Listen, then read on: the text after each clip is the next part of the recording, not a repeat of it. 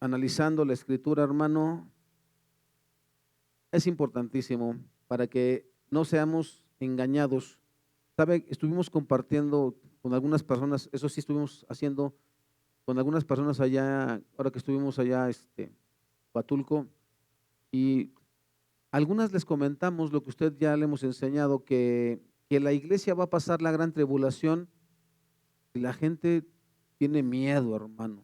Piensa que la gran tribulación es algo para preocuparse. En el cristiano no, no debiera ser así, hermano. Y en este momento, hermano, empezará a pasar todo lo que la Biblia dice.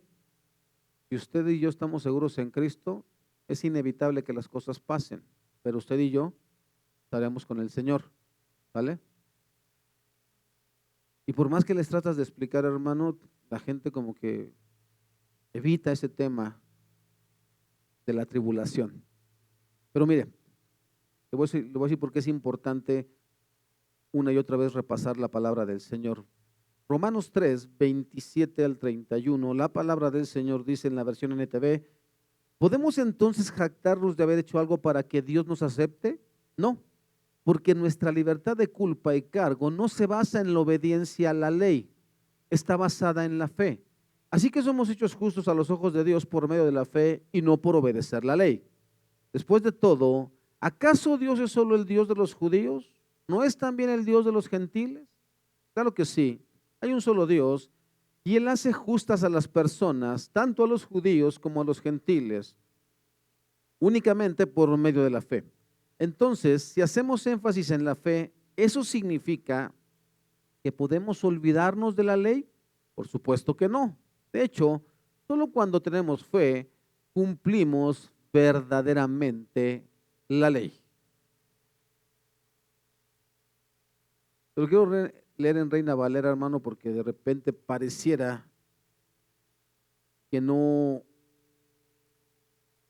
que las cosas se mueven conforme leemos alguna versión. Ahorita en la que vamos a repasar o hacer el estudio, hermanos, en la versión Palabra de Dios para Todos. La Reina Valera dice: ¿dónde está pues la jactancia? Queda excluida. Dice, es una pregunta la primera. ¿Dónde pues está la jactancia? La respuesta es: queda excluida. ¿Por cuál ley? ¿Por la de las obras? No, sino por la ley de la fe. Concluimos pues que el hombre es justificado por fe sin las obras de la ley. Pregunta: ¿es Dios solamente Dios de los judíos? ¿No es también Dios de los gentiles? Respuesta: ciertamente también de los gentiles. Porque Dios es uno y Él justificará por la fe a los de la circuncisión y por medio de la fe a los de la incircuncisión. Pregunta: luego, ¿por la fe invalidamos la ley? Respuesta: en ninguna manera, sino que confirmamos la ley. ¿Lo entendió? Yo tampoco. ¿Vale? Vamos a orar. Dios, te damos gracias en esta hora, Señor. Queremos ponernos en tus manos, Padre, para que tu Santo Espíritu hable a nuestro corazón, a nuestra mente y a nuestro entendimiento, Señor, en lo profundo, en lo espiritual, en donde debemos comprender tu palabra, para que esta dé a luz, Señor, sean hechas en nosotros y por nosotros aquellas acciones que se esperan a través del estudio de tu palabra, Señor, a través de la regeneración de nuestros, de nuestro ser, Señor, de nuestra alma, de nuestro corazón, de nuestro pensamiento.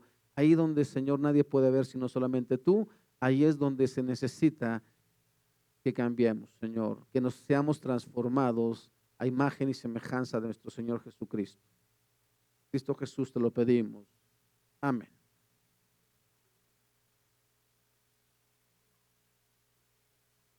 ¿Alguna vez se ha topado con personas que usted les hace una pregunta y le dan una respuesta bien cortita? ¿A dónde fuiste? ¿Qué te pasó? Nada. Ya. Y tú esperas una respuesta más larga, ¿no? Bueno, lo que vamos a hacer el día de hoy, hermano, vamos a analizar 4 preguntas que Pablo plantea en estos versículos, y la próxima semana, si el Señor lo permite, vamos a ver las respuestas largas. Hoy van a ser las respuestas cortas. Porque si usted es curioso, se va a dar cuenta que todo el capítulo 4 no es más que una extensión de estos versículos que vamos a ver el día de hoy. Solamente es una extensión.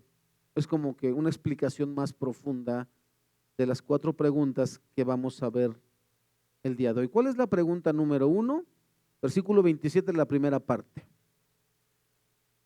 Dijimos que podemos entonces jactarnos de haber hecho algo para que Dios nos acepte. Reina Valera dice, ¿dónde pues está la jactancia? Esa es la primera pregunta. La respuesta corta queda excluida, ¿vale? La respuesta larga, hermano, está en el capítulo 4, versículos 1 al 3, que no vamos a ver el día de hoy. Después, la segunda pregunta está en el versículo 27, pero en la parte B, que sería, ¿por cuál ley? ¿Por la de las obras? Respuesta corta, no, sino por la ley de la fe. Respuesta larga, hermano, capítulo 4, versículos 4 al 8. Pregunta número 3, versículo 29. ¿Es Dios solamente Dios de los judíos? ¿No es también Dios de los gentiles? Respuesta corta, ciertamente también de los gentiles. La respuesta más amplia está en el capítulo 4, versículos 9 al 12. Y la cuarta pregunta está en el versículo 31. Luego, ¿por la fe invalidamos la ley? Respuesta corta, en ninguna manera, sino que confirmamos la ley. La respuesta más larga está en el capítulo 4, versículos 13 hasta el 25. Eso, hermanos, para que la próxima semana, en algún momento, cualquiera de nosotros va a decir, bueno, ¿y por qué tanta insistencia en este tema? Si ya Pablo se ha cansado de decirnos que la salvación es por la fe, que todo es obra de Dios y que el ser humano no tiene nada que ver en esto. Bueno, hermano, por la misma razón que el mundo todos los días nos bombardea con que no necesitamos a Dios. El mundo, donde quiera que tú vayas, en este momento, está diciendo, no necesitan a Dios, no les hace falta. Ustedes pueden vivir y ser felices y tener todo lo que quieran. En realidad, ese tal Dios no existe. La labor de un pastor, hermano, en este caso Pablo, es repetir una y otra vez esta verdad hasta que esta verdad se encarne en nosotros y entonces estemos convencidos de algo, hermano. Hoy vamos a ver un tema que nos atañe a todos, que todos tenemos ese problema.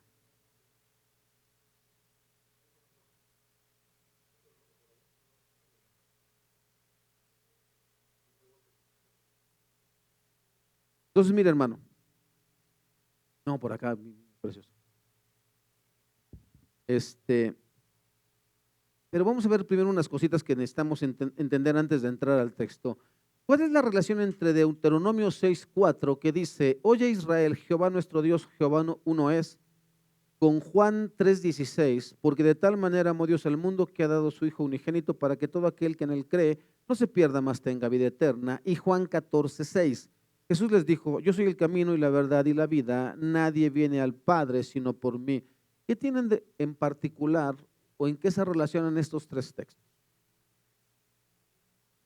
Escucha, oh Israel, Jehová vuestro Dios, Jehová uno es. Y Jesús, después dice el texto, de tal manera amó Dios al mundo que ha dado a su Hijo unigénito. Y después Jesús dice, yo soy el camino, verdad y la vida. Solamente hay una manera, hermano, de hacer las cosas y es a la manera de Dios. Es lo que Dios planeó, lo que Dios proporcionó como salvación y lo que Dios manda en su palabra es que solamente a través de una sola manera podemos estar en una buena relación con Dios. Eso es lo que tiene en particular todo esto.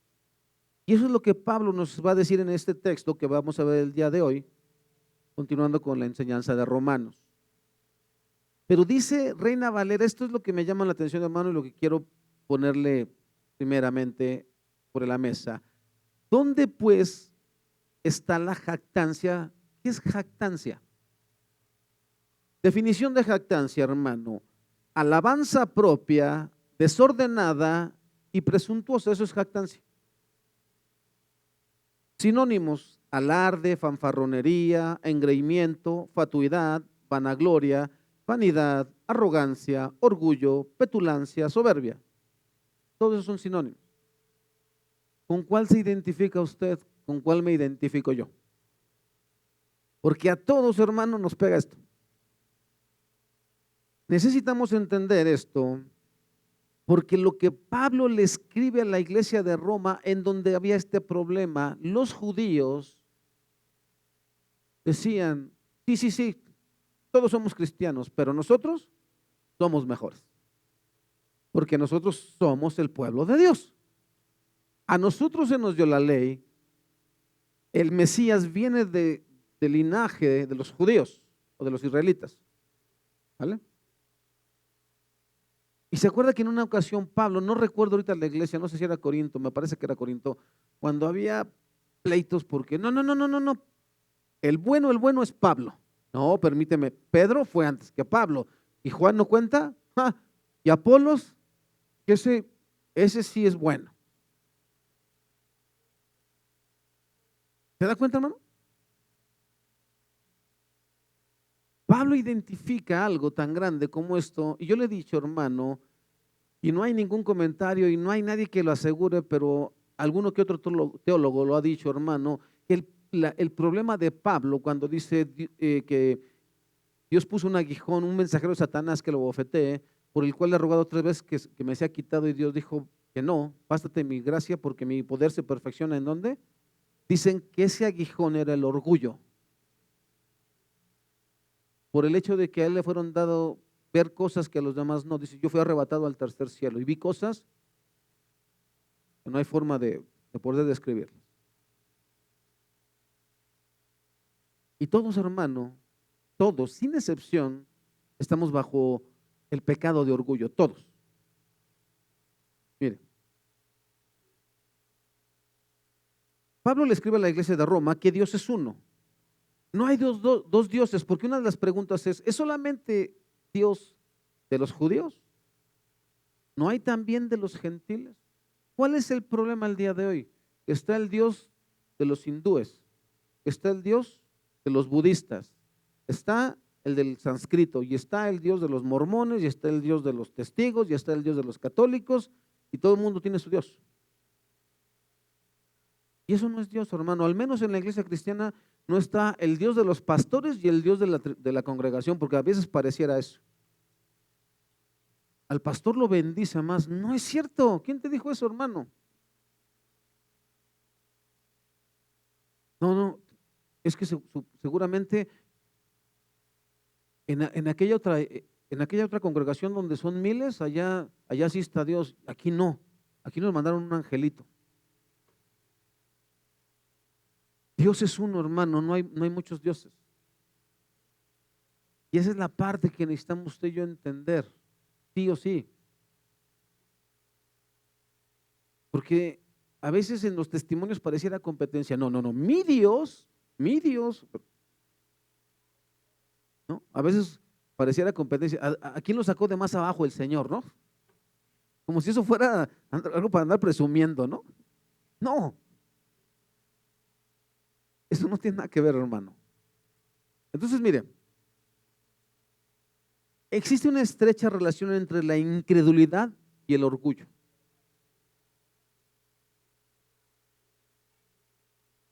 Así es como podemos describir esta relación. La incredulidad es apartarse de Jesús o de Dios para buscar satisfacción en otras cosas. Y eso lo hace el orgullo. Yo no necesito a Dios.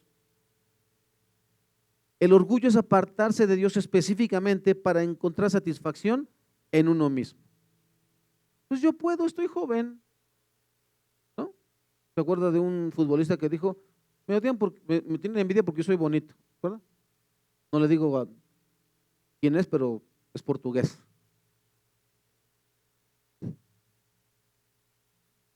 Porque ese es el problema, hermano. Nosotros a veces pensamos, yo puedo hacerlo por mí mismo. Los jóvenes son propensos al orgullo como no tienen ni idea, porque están jóvenes, porque ellos confían en que siempre serán jóvenes. Les comento, chicos, yo no nací de esta edad, ¿eh? Yo también tuve la edad de la hija de la hermana Caro y el hermano Eric. Yo también estuve chiquito, a mí también me cargaban. Bueno, eso me decían, ¿no? Pero yo no nací de esta edad. Y al igual que tú también pensé que me podía comer el mundo. Y el mundo me dio unas mordidas, pero tan grandes que mira, no, ni me lo comí, ni mucho menos. Pero ese es el punto, hermano. Aquí el orgullo es esto que nos impide creer que las cosas se van a poner peores.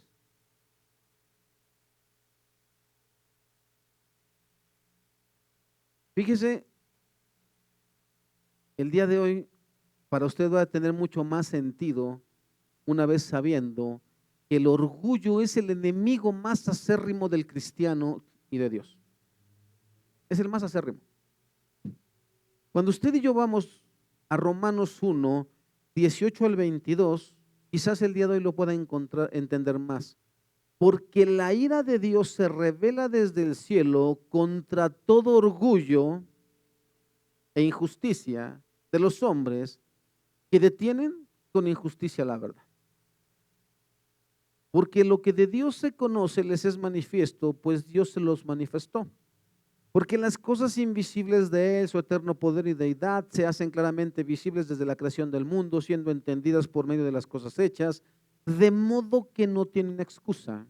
Pues habiendo conocido a Dios, no le glorificaron como a Dios, ni le dieron gracias, sino que se enorgullecieron en sus razonamientos, y su orgulloso corazón fue entenebrecido.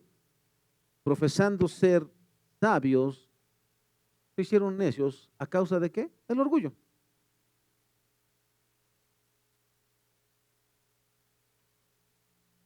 Ahora se entiende por qué la ira de Dios, hermano. Porque Dios está tan airado con el pecador. Porque Él dice, no necesito a Dios. No se da cuenta cuán perdido está y dice, no necesito a Dios. ¿Cuántos de nosotros, hermano, de verdad nos damos cuenta cuando el orgullo ha llegado a nuestra vida? Todo mundo se da cuenta, hermano, cuando un pastor es fanfarrón. Todo el mundo, menos el pastor. Todo el mundo se da cuenta, hermano, cuando usted y yo nos estamos desviando, menos usted y yo.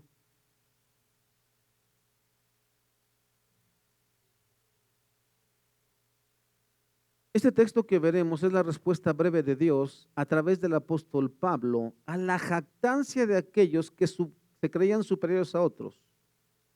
Ya le dije cuáles son las preguntas, ya le dije cuáles son las respuestas cortas y ya le dije que la próxima semana vamos a ver las respuestas largas. ¿Vale? El pecado del orgullo. Romanos 3, 27 al 28, palabra de Dios para todos. Entonces, ¿hay alguna razón para estar orgullosos de nosotros mismos? No la hay. ¿Por qué razón? Por razón de fe y no por cumplir la ley. Por eso decimos que uno es aprobado por la fe y no por cumplir la ley. Pablo ha dejado bien claro que nadie, ni gentil ni judío, puede lograr la aceptación de Dios, o sea, la salvación por medio de sus propias obras o por jactancia o con base a privilegios que hubiere recibido. Sin embargo, es algo característico de cierta gente el jactarse o alardear. En relación con esto, es posible que Pablo haya estado pensando especialmente en los judíos. Toda jactancia de ese tipo carece de sentido y es pecaminosa, porque no hay justo ni aun uno. Todos han pecado y no alcanzan la gloria de Dios.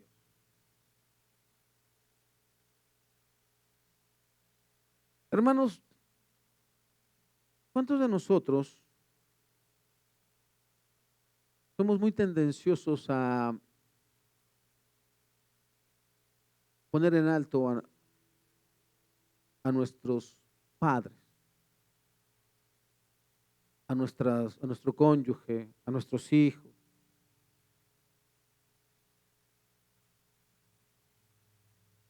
Pero siendo honestos, hermano, la palabra dice que todos somos malos, todos, sin excepción.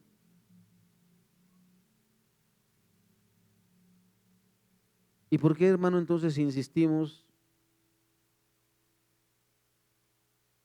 en lo contrario?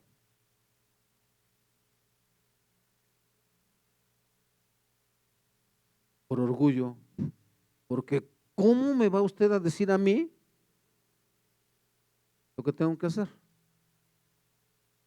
O sea, ¿por qué Dios me quiere quitar hasta eso? si yo tengo un excelente, ¿ha escuchado esas personas que dicen, yo tengo la mujer más bella del mundo? Y dices tú, ¿la has visto en serio? ¿Comparada con qué? Digo, porque habemos algunos locos, ¿no? Que sí, somos así. Y lo que pasa es que lo hacemos para quedar bien. Esa es la verdad, hermano. El otro lado. Mi esposo es el esposo más bueno de todos los esposos del mundo. Con nuestros hijos, ni se metan con nuestros hijos, ¿eh? Porque, mi hijo, mi hija, ¿eh? Tu hijo y tu hija, nuestros hijos y nuestras hijas, están igual que todos los demás, no hay justo ni uno solo. Tu corazón es tendencioso hacia el pecado, son orgullosos, son estos, son aquellos, son otros. Y ese es el problema, hermano, que hasta el día de hoy, usted y yo, ni cuenta nos damos que estamos pecando contra Dios. Porque todos le estamos diciendo a Dios, no, tú mientes. ¿Orgullo yo? Entonces, ¿Dios es mentiroso? ¿O tú y yo tenemos el entendimiento entenebrecido? Ahora, hermano, dice, no hay justo ni uno solo, todos han pecado y no alcanzan la gloria de Dios. Por eso, no hay razón alguna para la jactancia.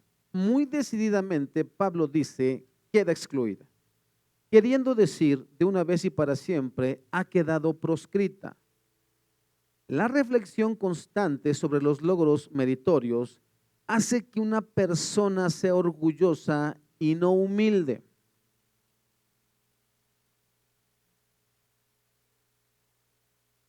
Aunque usted no lo crea, ¿ha visto, hermano, ahorita que anda muy de moda las redes sociales? Componle una canción. Le compuso una canción, no se la esperaba, ¿no?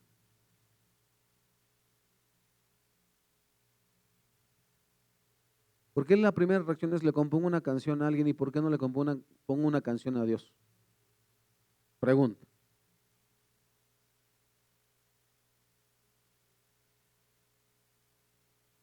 De verdad, hermano, no hay, es que podríamos decir, es que, pastor, yo no tengo inspiración. Si te hago enojar, te sale, en serio.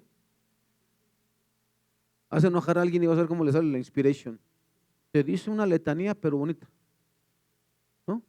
Esa misma inspiración la puedes usar para, no hay nada en tu corazón, hermano, que seas capaz de escribirle algo a Dios, así, con todo tu corazón. ¿No te saldrían palabras para lo que Dios ha hecho en tu vida? Pregunta.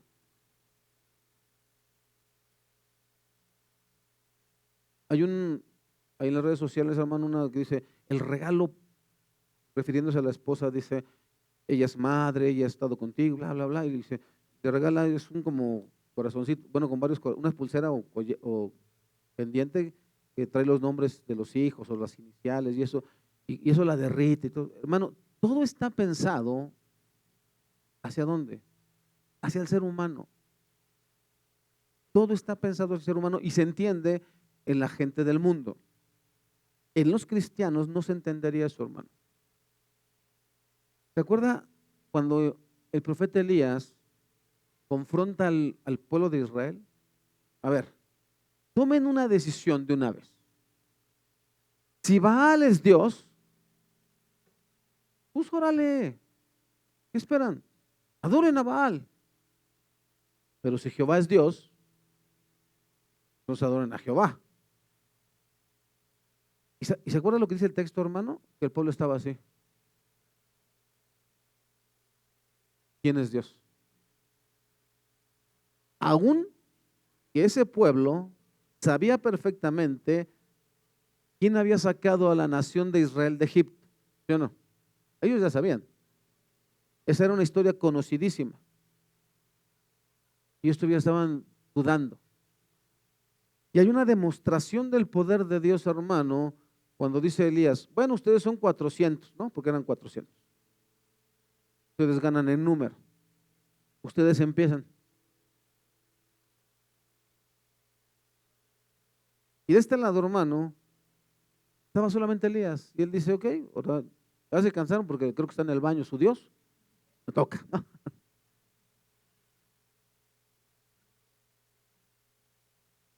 Y ahí, hermano, en un breve momento se hace presente la gloria de Dios. Dice, lamió hasta el agua de la zanja. Ese es Dios.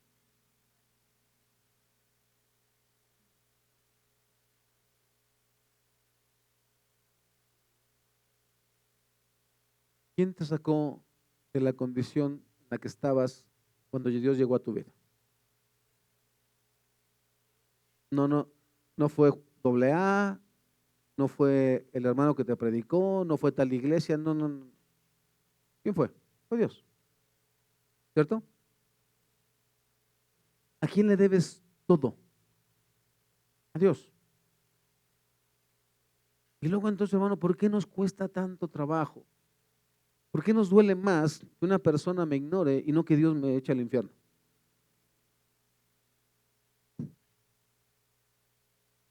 Escúchame lo que te voy a decir, hermano. Si a un esposo se le olvida el cumpleaños de su esposa, arde Troya. Porque ella se puede ofender o se puede sentir menospreciada, ¿vale? ¿Sabes que Dios, si te olvidas de Él, corres el riesgo de irte al infierno?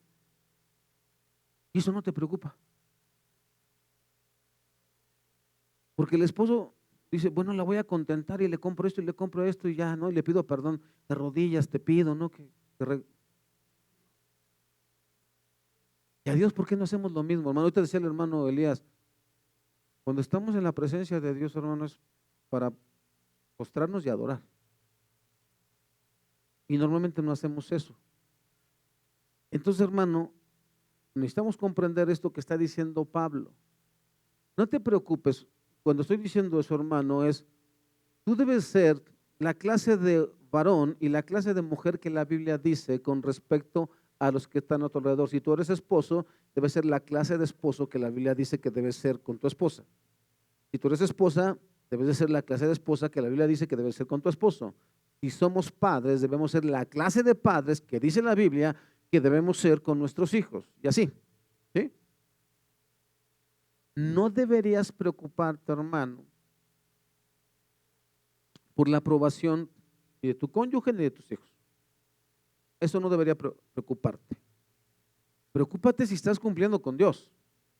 Y si estás cumpliendo con Dios, lo más seguro es que estás cumpliendo con las otras áreas. ¿Vale? Lo más seguro. Porque nadie, hermano, que esté en la presencia de Dios va a descuidar lo demás. No en este tiempo. Con toda la información que ya tenemos, que podemos acudir a ella.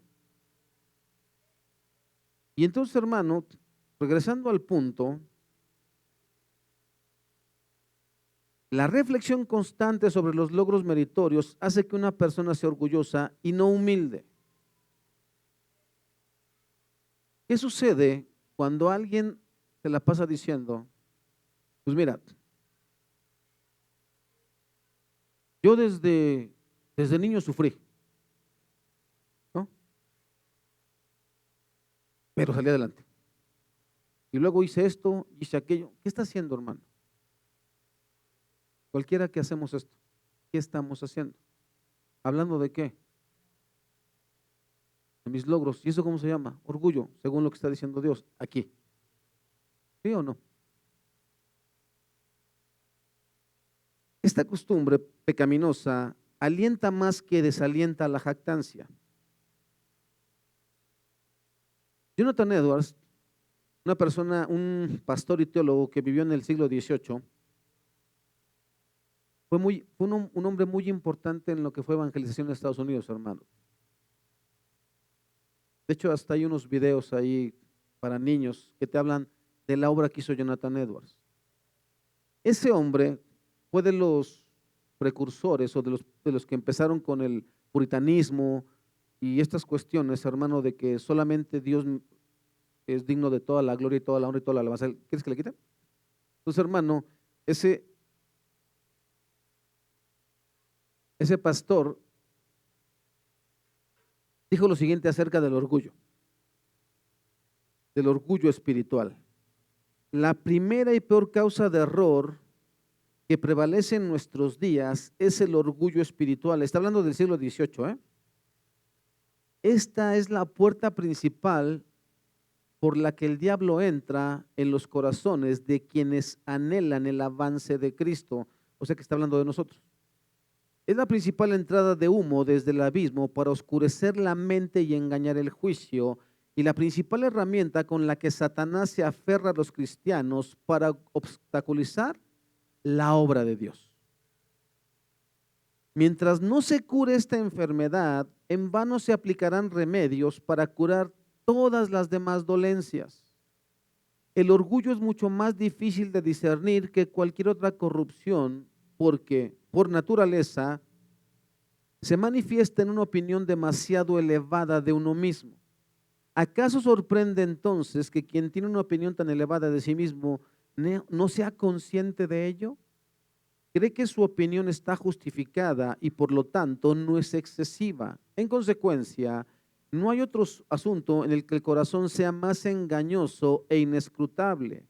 Su propia naturaleza es alimentar la autoconfianza y alejar cualquier sospecha de maldad.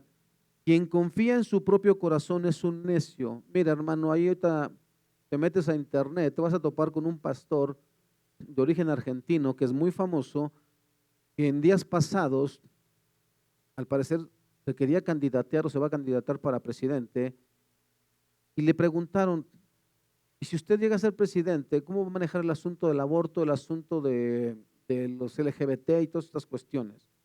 Y él dijo, no, yo no le voy a imponer a nadie mis pensamientos ni mis convicciones. Y entonces hubo un montón de críticas y todo lo que gustes y mandes. Y después él regresó a su iglesia en Estados Unidos y les dijo, a ver, me entendieron mal.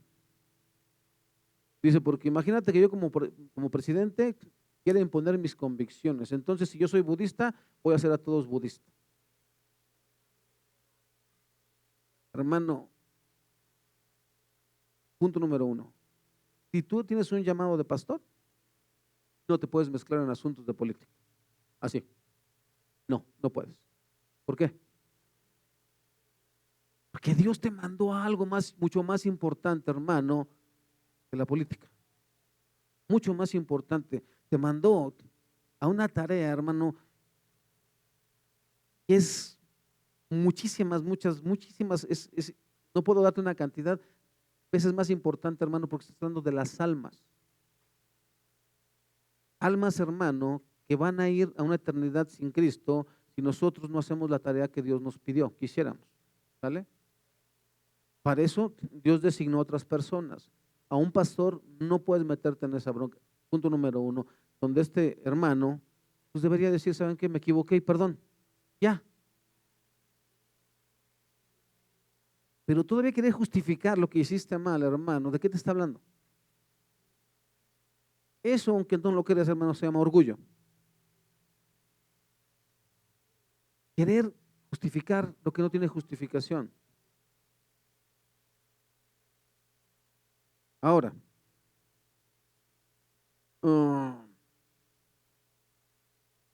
dado que el orgullo espiritual es intrínsecamente oculto, no puede discernirse fácilmente mediante la intuición inmediata. Se identifica mejor por sus frutos y efectos, algunos de los cuales mencionaremos junto con los frutos contrarios de la humildad cristiana. Vamos a dar primero todos los argumentos para lo que es el orgullo espiritual y después todo lo que es la humildad. La persona es orgullosa espiritualmente, ya está llena de luz y siente que no necesita instrucción, por lo que está dispuesta a despreciar cualquier ofrecimiento de ella. Las personas orgullosas suelen hablar con amargura de los pecados ajenos, del miserable engaño de los hipócritas. ¿Ya sabes que hay gente que dice, yo no voy a la iglesia porque ahí hay puros hipócritas? Yo le diría, pues únete al club. Tú también eres igual. ¿Vale? De la supuesta frialdad de algunos santos o de la oposición de muchos creyentes a la santidad. Las personas orgullosas espiritualmente suelen hablar de casi todo lo que ven en los demás con el lenguaje más duro y severo.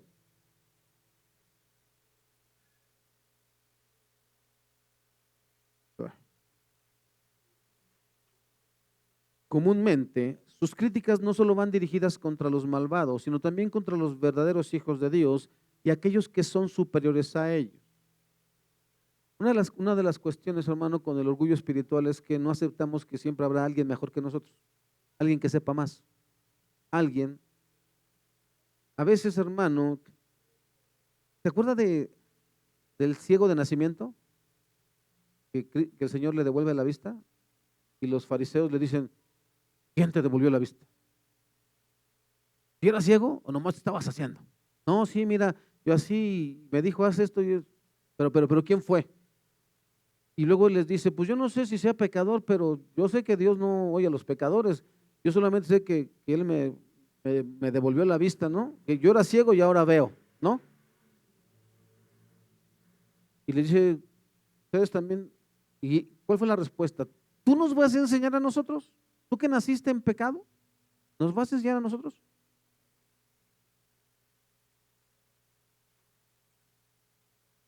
¿Qué pasa, hermano, cuando un congregante confronta a un pastor y le dice, usted está mal, usted se equivocó, eso que dijo no es verdad? Arde Troya, hermano, en serio. Cuando tú cuestionas a un pastor y este pastor no sabe las respuestas, hermano, ya te ganaste que te sienten en la última fila. Es en serio, te lo digo porque sé de lo que te estoy hablando, hermano.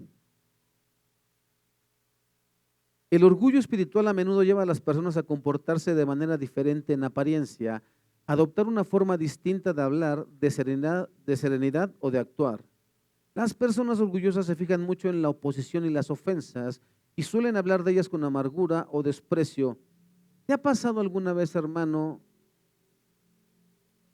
que tú malinterpretaste alguna situación o crees que la gente está hablando de ti? Porque eso pasa mucho, hermano. A veces cuando estamos un poquito perdidos, de repente vemos que dos personas están por allá cuchicheando y tú, ¿estarán hablando de mí?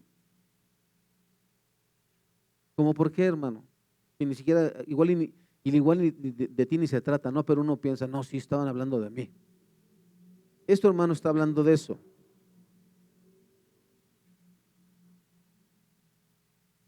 ¿Te acuerdas de Saúl? Perdón, sí fue Saúl, ¿no? Cuando Saúl mató a sus miles y David y que se enoja Saúl, hermano. ¿Cómo? A mí me dan miles y él 10. Ya. Ahora, otro rasgo característico de las personas orgullosas es comportarse de manera que las convierta en el centro de atención. Es natural que una persona bajo la influencia del orgullo acapare todo el respeto que se le brinda.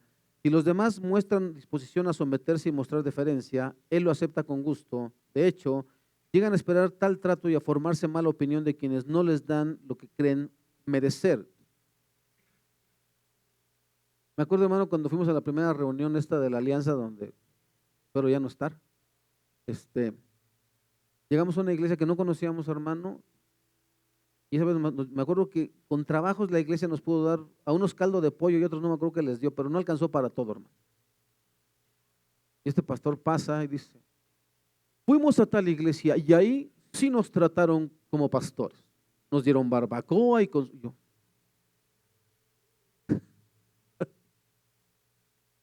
yo desde ahí, hermano, fue cuando dije, ¿en qué me metí?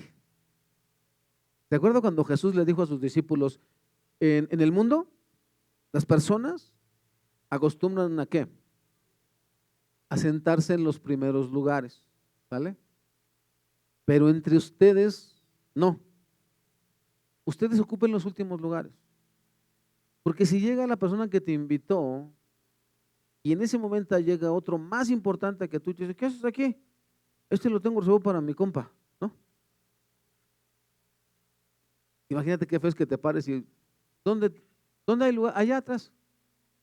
En cambio, hermano, si te sientas atrás y llega la persona que te invitó y dice, hey amigo, ¿qué haces ahí? Ven para acá. Vas a recibir honra. Eso es lo que dijo el Señor Jesús. Bueno, pareciera, hermano, que los pastores no leímos eso. El Hijo del Hombre no vino para ser servido, sino para servir. Y parece que los pastores no leímos eso o lo leímos al revés o no sé qué pasó, hermano, pero queremos que todo el mundo nos ande sirviendo. Ya no entendí yo. Eso, hermano, es lo que pasa cuando hay orgullo y los pastores somos propensísimos a eso. ¿Sabe qué otra burrada escuché, hermano? Los hijos de los pastores tienen privilegios. No, señor, los hijos de los pastores no tienen ningún privilegio con respecto a la iglesia. Ellos deben ser ejemplo de la iglesia, igual que sus padres. ¿Vale? Ellos no tienen por qué ser ni alzados ni mucho menos. Y si así fueran los hijos de los pastores, es deber del pastor sentarlos. No hay favoritismo, hermano. ¿No leímos Santiago? Pues en la Biblia de los pastores no está Santiago. ¿Qué dice? Que no puedes tratar con preferencia a unos y a otros. Que trates a todos por igual. ¿No hizo lo mismo el Señor cuando ese fariseo lo invita a su casa y no le da ni beso ni le ofrece agua para sus pies? Y llega esta mujer y el Señor dice, esta está más arriba que tú en lo espiritual. Porque esta reconoce su pecado, tú no. No aprendemos nada, hermano. Y somos los que enseñamos a la congregación, imagínate. Y es el concepto que tenemos de nuestros hijos, que nuestros hijos nadie los puede tocar. No, perdóname. Mal. Muy mal, hermano. Si ese es nuestro concepto, Pablo le está diciendo a los judíos de Roma, ustedes no son mejores que nadie, ¿eh? Mejores que nadie. Y los gentiles que decían, ustedes tampoco. ¿Qué más, hermano?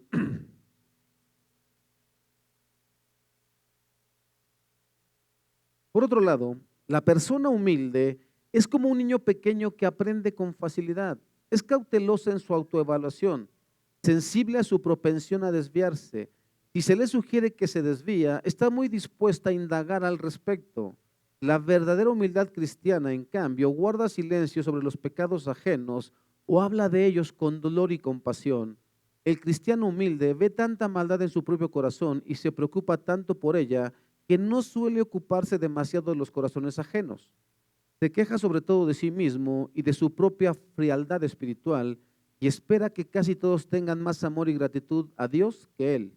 Los humildes, incluso cuando experimentan descubrimientos extraordinarios de la gloria de Dios, se ven abrumados por su propia vileza y pecaminosidad. Sus exhortaciones a sus hermanos cristianos se dan con amor y humildad y tratan a los demás con tanta humildad y gentileza como Cristo. El cristiano humilde, aunque se mantendrá firme en su deber, siguiendo el camino del cielo, incluso si el mundo entero lo abandona, no se complace en ser diferente por el mero hecho de serlo. No busca destacar ni ser reconocido como alguien distinguido, sino que por el contrario, se esfuerza para adaptarse a todos, ceder ante los demás, conformarse a ellos y complacerlos en todo, excepto en el pecado. ¿Se acuerda de Pablo cuando dice, yo me echo de todo a todos, para ganar los más que pueda?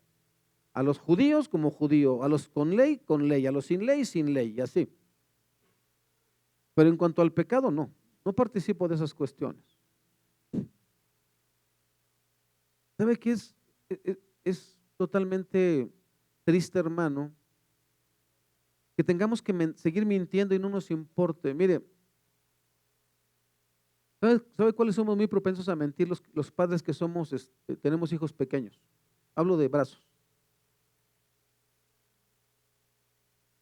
Algo que a los niños les puede asustar mucho, por ejemplo, a mi hijo cuando estaba chiquito, no le gustaba que lo inyectaran, que le tocaban sus vacunas.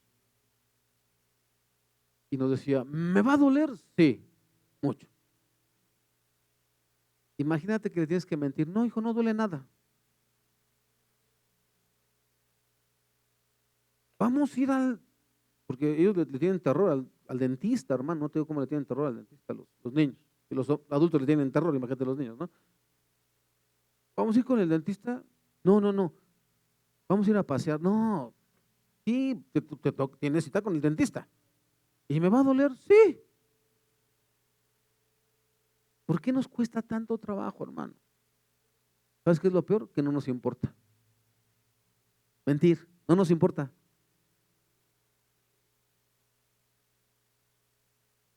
Y no nos damos cuenta. O no queremos darnos cuenta. ¿Cuántos seguimos con esa diabólica mentira de los Reyes Vagos y Santo Claus y todo eso? ¿Cuándo el pueblo de Dios aprenderá a darle la gloria y la honra al Señor? En todo, todo, en todo.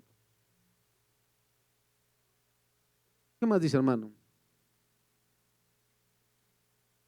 Dijimos que excepto al pecado, ¿ah?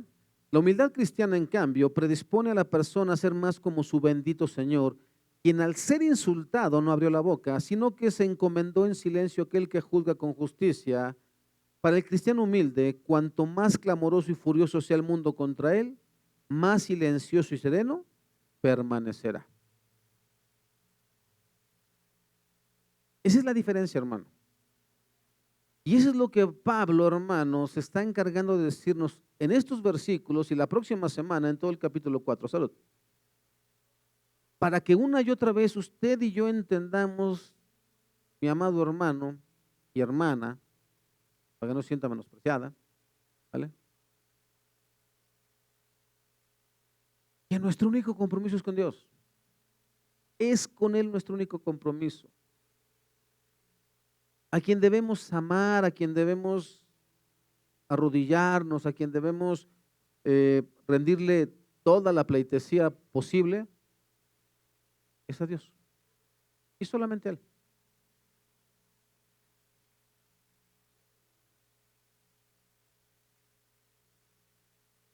Tráiganme a Sadrach, Mesach y Abednego, que no se quisieron arrodillar. Eran tres, ¿no? Eran Sadrach, Mesach y Abednego. Que no se quisieron arrodillar ante la imagen o la estatua esa que hizo Nabucodonosor, una estatua de oro altísima. Y al sonido de trompeta y de címbalo y no sé qué tanta cosa, el que no se arrodille será arrojado al horno de fuego. Pues fíjate que esos tres no te hicieron caso, rey, que se enoja porque era orgulloso. ¿Cómo? Tráigamelos.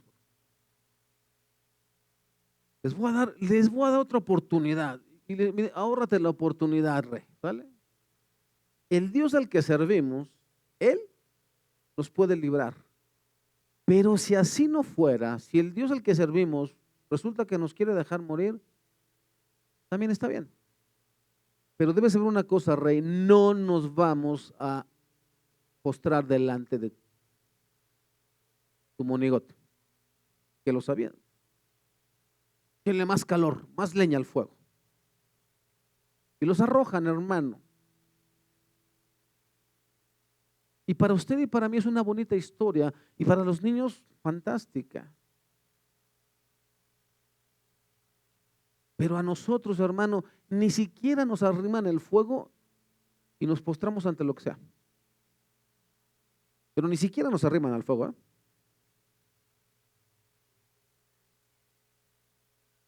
Nada más es cosa que nos hagan cara bonita. Cuando un papá le dice a su hijo, no. Porfis. Está bien, pero nomás un rato. Oh, pues. ¿Sabes qué le enseñaste? Que no tienes carácter. Que tú no se puede convertir en sí en cualquier momento. Y que tú sí se puede convertir en no, o tal vez, o quién sabe. Dice Santiago, somos así, bien cambiantes. No, hermano, cuando usted tome una decisión, sostenga esa decisión. Para todo en la vida esto es importante, hermano. Y para el cristiano más.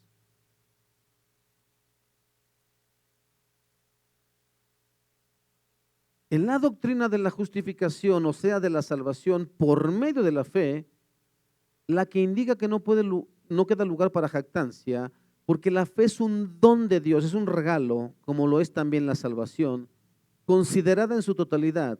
Ni siquiera la más mínima parte de ella es producto del ingenio humano. Efesios 2, 8, 9 dice: Dios los salvó por su gracia cuando creyeron. Ustedes no tienen ningún mérito en eso, es un regalo de Dios.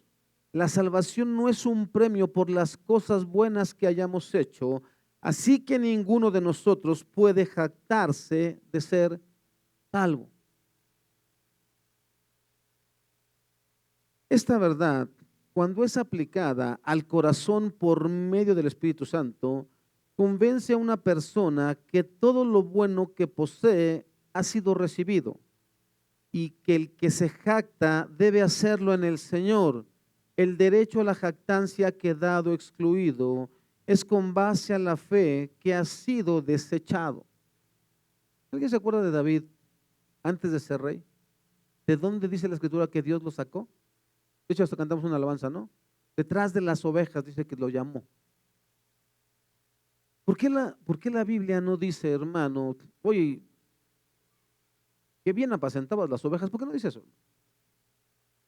Dios le recuerda, cuando él comete pecado con Betsabé, Dios le recuerda a David: no eras nadie, no eras nadie, yo te traje para ser el rey y te di todo. Y mira lo que has hecho. Porque en serio, hermano, ¿qué podemos ser nosotros? Cuando todos nosotros nacimos, hermano, hayas nacido en cuna de oro o no, como en mi caso, llegamos al mundo sin nada. ¿Qué podíamos hacer siendo unos bebés? Necesitábamos del cuidado de quién? De nuestros padres, ¿no? Necesitábamos del cuidado de una familia. Cuando dimos nuestros primeros pasos, estoy casi seguro, hermano, porque fui papá 4 veces y a todos mis hijos los vi caminar y siempre los tuvimos que ayudar.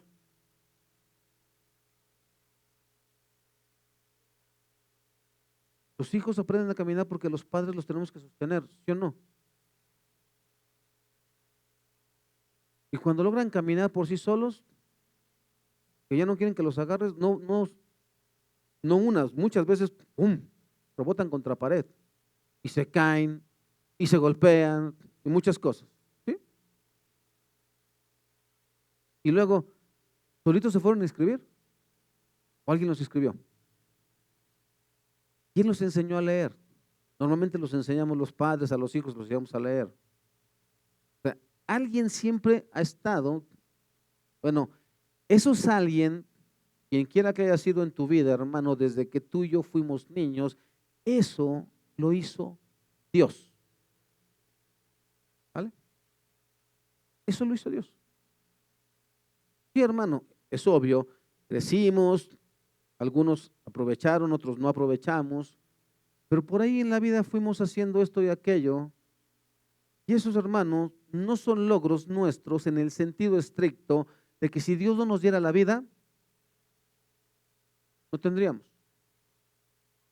Porque imagínate, hermano, solamente quiero que te pongas a pensar esto, antes de que vayamos ya casi a la conclusión. Imagínate que en este momento dice Dios: vamos a desconectarlo, una embolia.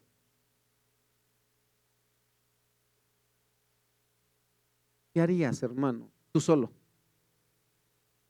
¿Necesitarías qué? Quien te cuide. En lo espiritual, hermano, es exactamente lo mismo. En esta parte exactamente, ¿qué sabríamos tú y yo si Dios no se aparece en nuestra vida? ¿Qué sabríamos tú y yo si alguien no nos hubiese enseñado? ¿Qué sabríamos tú y yo si tanta gente que sabe mucho más que tú y que yo, Dios no lo hubiera usado para enseñarnos a nosotros? ¿Por qué la jactancia entonces, dice Pablo? No hay jactancia porque todo es por la fe y esa fe fue por parte de Dios, no de ustedes. Así de sencillo, hermano. Y entonces llegamos a los versículos 29 y 30 en palabra de Dios para todos. ¿Acaso es solo Dios de los judíos? ¿No lo es también de los que son judíos, de los que no son judíos? Claro que sí. Hay un solo Dios y Él aprobará a los judíos por la fe, pero también por la fe aprobará a los que no son judíos. Dice Pablo, fin de la discusión en la iglesia. No hay Dios de los judíos y Dios de los cristianos. Es un solo Dios. Es el mismo Dios. ¿Vale? Y hermanos, no hay el Dios de la hermana Jenny, y el Dios de la hermana Caro, y el Dios del hermano Emiliano, y el Dios del hermano Eugenio, y el Dios de la hermana Marcela, y el Dios de Santi, y el Dios de Marlene. No, un solo Dios, uno solo. ¿Vale? Es el mismo Dios. Ninguno puede jactarse.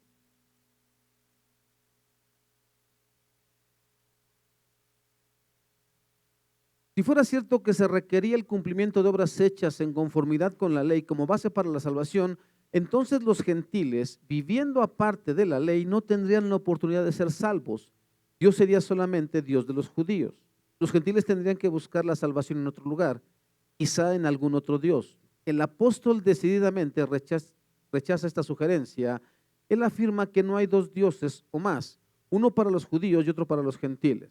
Efesios 4 al 6 dice, pues hay un solo cuerpo y un solo espíritu, tal como ustedes fueron llamados a una misma esperanza gloriosa para el cuerpo y un solo espíritu, para el futuro, hay un solo Señor, una sola fe, un solo bautismo, un solo Dios y Padre de todos, quien está sobre todos, en todos y vive por medio de todos.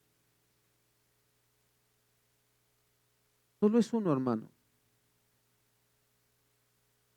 Y entonces llegamos al versículo 31, porque ya dijimos, todo lo que leímos de jactancia y humildad aplica para estos versículos. Y llegamos al versículo 31 que dice, entonces, ¿con la fe eliminamos la ley? De ninguna manera. Por el contrario, confirmamos lo que la ley enseña. Bien, lo que el apóstol está diciendo es básicamente esto, dado que por las obras de la ley ningún mortal será jamás justificado, y visto que fue aparte de las obras de la ley que una justicia de Dios ha sido revelada, y dado entonces que una persona es justificada por la fe, aparte de las obras de la ley, ¿estamos privando a la ley de su valor? ¿Invalidamos entonces la ley por nuestra insistencia en la fe? La respuesta de Pablo es muy abrupta y decidida, de ningún modo. Por el contrario, afirmamos la ley. El vigoroso carácter de la respuesta probablemente debe ser explicado a la luz del hecho de que había quienes decían, escuche esto, que pasa en muchas iglesias. Descartemos la ley. Todo lo que necesitamos es ¿qué? La fe. Yo desde que me acuerdo, hermano, hay un dicho en la iglesia cristiana, salvo siempre salvo, no importa cómo vivas. Y eso no es cierto, hermano. Sí importa cómo vivimos. Fíjate que sí importa.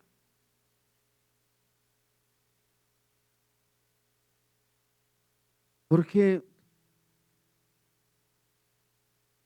¿qué piensa, hermano, un hijo de un padre que dice una cosa, pero hace otra?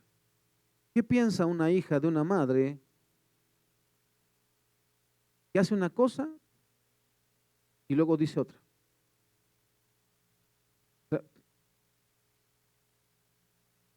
el corazón se confunde.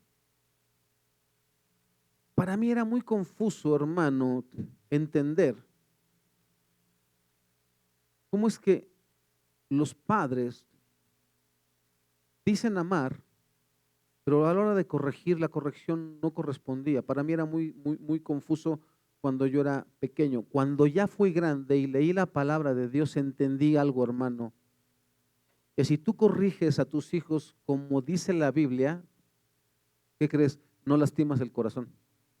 No confundes al niño, pero le tienes que decir. A nosotros nos dijeron esto hace mucho tiempo, cuando nuestros hijos estaban pequeñitos. No recuerdo quién fue el pastor que nos dijo, pero nos dijo, corrígelo, pero dile por qué lo estás corrigiendo. Me acuerdo que, digamos, a ver, ¿sí sabes lo que va a pasar? Sí, papá, me vas a pegar. ¿Cuántas veces? 3, porque siempre le dijimos 3, ¿vale? No había necesidad de más, 3. ¿sabes qué fue lo que hiciste? Sí, papá, hice esto, me porté mal o hice esto. Ok, perfecto. Y 3, y era todo. Y después nos dijo el hermano, después lo vas a abrazar porque lo sigues amando. El que lo corrijas no significa que lo dejaste de amar. Lo vas a abrazar, ¿vale? Porque él necesita refugio en tus brazos. Pero también nos dijo, pero si tu hijo sigue demostrando rebeldía después de 3, lo vuelves a corregir. Que necesita entender que lo que está haciendo no está bien. Y eso, él mismo, eran unos pastores que nos dieron un curso para padres, yo me acuerdo. ¿O quién fue? Bueno, aparte, porque después también lo eligieron unos pastores, ¿vale? En un libro también venía eso. Y la otra cuestión, hermano, es que también se nos dijo, hay una edad en la cual tú ya no puedes corregir con vara a tus hijos. Ya no tiene sentido. Si de pequeñitos no los corregiste, ya de grande no tiene sentido que los corrijas porque les vas a hacer más rebeldes todavía. ¿Vale? Ya su corazón ya está rebelde y solamente siente que es una agresión. Ya no tiene sentido que lo corrijas. Hay una edad. Y nos decían, máximo 11 años, porque después de eso ya ya no tiene sentido corregirlos. Entonces, en ese sentido, hermano, nosotros no podemos agarrar y decir, bueno, pues ya no hay manera de hacer nada. No, sí hay muchas maneras de hacer muchas cosas. El hecho, hermano, de que la palabra de Dios diga que es por la fe, usted no puede olvidar esto. Y se lo pregunté hace una semana, creo. ¿Qué pensaría usted de un juez que usted le lleva a un asesino confeso con todas las pruebas y este juez lo deja ir libre? Y dijimos, eso no es justicia, ¿cierto? Eso, incluso Proverbios, que dice, el que corrompe la justicia y al inocente lo declara malvado y al malvado lo declara inocente, dice Proverbios que eso está muy mal delante de Dios. Pero Dios hace exactamente eso. Dios nos toma a nosotros, que somos impíos, que somos criminales confesos, y nos dice, puedes irte libre si pones tu fe en Jesucristo. Y uno diría, pues entonces Dios se contra... No, hermano, porque cuando dice que pongamos nuestra fe en Jesucristo, significa que tenemos que ir a la cruz y entender que ahí Cristo pagó el precio en su totalidad y que Dios no es injusto, que Él pidió que tenía que haber sacrificio de muerte para el perdón de los pecados y en la vida o en la persona de Jesucristo esa sentencia se cumplió, esa demanda de la ley se cumplió. Cristo murió y a través de su muerte nosotros tenemos perdón de pecados. Entonces Dios no es injusto, Dios es 100% justo porque Él no viola sus principios. No sé si me di a entender. El mismo Dios que demandó el pago, Él fue el mismo Dios que lo dio. Por lo tanto, su justicia no se altera. Él sigue siendo Dios justo. ¿Ok? Pero eso es lo que Dios hace, hermano. Toma personas infieles, toma personas pecadoras y las perdona por gracia cuando ponen su fe en Jesucristo. Y eso es lo que está diciendo aquí el texto, hermano. Ya estamos terminando. Las doctrinas, dice, descartemos la ley, todo lo que necesitamos es la fe, continuemos con el pecado para que la gracia abunde. Las doctrinas de la justificación, o sea, de la salvación por fe y de la utilidad de la ley de Dios, coinciden hermosamente, porque por medio de la ley viene el conocimiento del pecado, y este mismo conocimiento, al ser santificado por el Espíritu Santo, hace que uno clame por ayuda y salvación. La mejor manera de explicar este versículo 31, hermano, el pastor Sugel Michelén, hablándole a los niños, porque fíjate que otra cosa que en esa iglesia hacen es que los niños no salen a clases aparte, se quedan ahí, ¿vale? Pero no se preocupen, no vamos para allá, todavía no. Pero él dice, ¿cuántos conocen una montaña rusa? ¿Cuántos alguna vez han ido a alguna montaña rusa? ¿Vale? Ya sea ahí en la feria de Chapultepec, cuando existía esa vieja montaña rusa, o si no es que han ido alguna vez a Six Flags, hay unas montañas rusas muy, muy elaboradas. Imagínate, hermano, que la ley es que tú puedes subir a la montaña rusa, pero escalando los rieles. Por ejemplo, yo nunca he ido al Superman, ni lo conozco por foto, pero creo que están así bien torcidas esas cosas, ¿no? Imagínate que tú quieres subir a esa montaña rusa escalando los rieles. Y aparte, sin ningún equipo de seguridad. Eso, hermano, es lo que dice la ley acerca de la salvación. Tú puedes ser salvo guardando toda la ley. ¿Qué crees que te pueda pasar, hermano, o a un pequeño que quiera escalar y subirse a la montaña rusa? Pero ¿qué tal si llega alguien, el que opera el jueguito este, y te dice, hay una mejor manera, súbete al carro, yo lo echo a andar y llegas. Y te vas a divertir, ¿sale? Mucho. Te puedes subir todas las veces que quieras. Eso, hermano, es la gracia. Eso es la fe en Cristo Jesús. Si confías en el que opera el juego, lo más seguro es que te diviertas. Seguro, ¿no? Pero si quieres hacerlo por tus propios medios, calando los rieles, no vas a poder. Eso, hermano, es lo que está haciendo Pablo aquí, diciéndonos, si tú realmente deseas ser salvo, confía en aquel que ganó la salvación para nosotros, Cristo.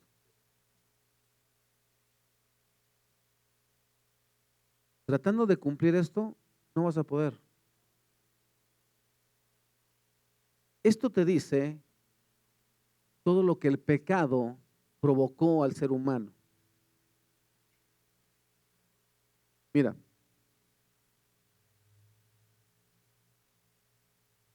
vamos a Romanos 13:10.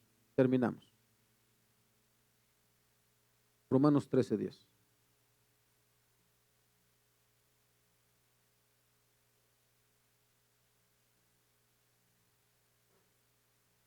Vamos a leer desde el 8, ¿te parece? Dice, no debáis nada a nadie, nada. No debáis a nadie nada, sino el amaros unos a otros, porque el que ama al prójimo ha cumplido ¿qué? La ley. Porque no adulterarás, no matarás, no hurtarás, no dirás falso testimonio, no codiciarás y cualquier otro mandamiento en esta sentencia se resumen, amarás a tu prójimo como a ti mismo. El amor no hace mal al prójimo, así que el cumplimiento de la ley es el amor. Y el amor tiene que ver con el fruto del Espíritu. Amor, gozo, paz.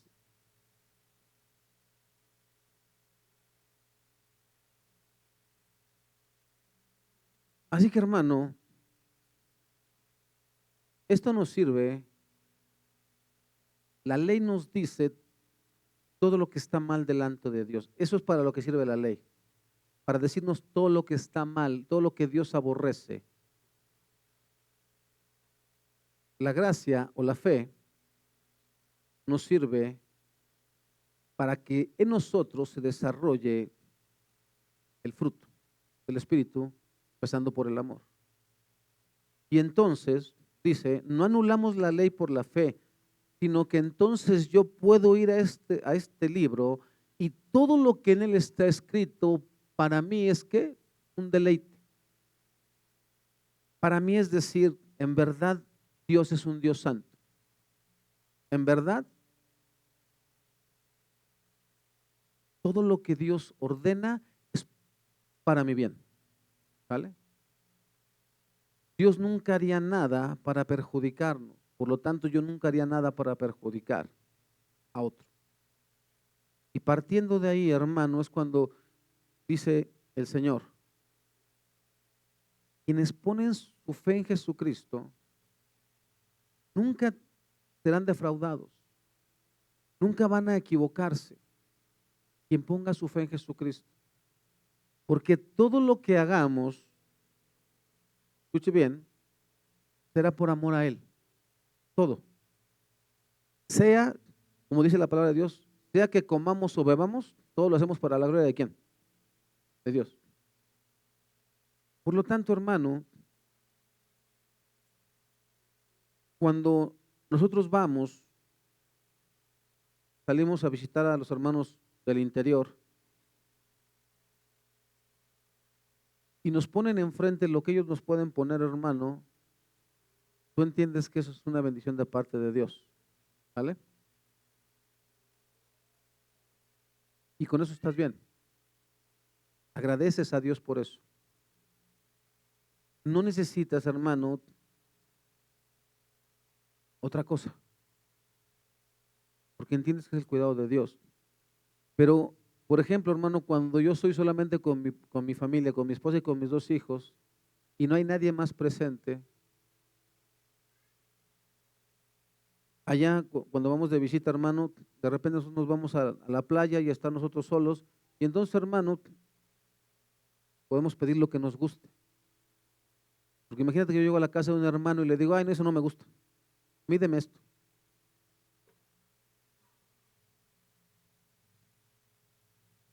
Pero cuando yo estoy solo con mi familia, pues pidan lo que quieran, no hay problema. No hay quien se ofenda, ¿sí soy claro? Pero cuando estoy delante de otros, hermano, yo tengo que ser agradecido con lo que me den, aunque sea agua. Aunque sea agua. Porque dice que el amor, ¿qué? El amor no hace mal a otros. Por eso el amor cumple con las exigencias de la ley. Pásenle los chicos de alabanza, por favor.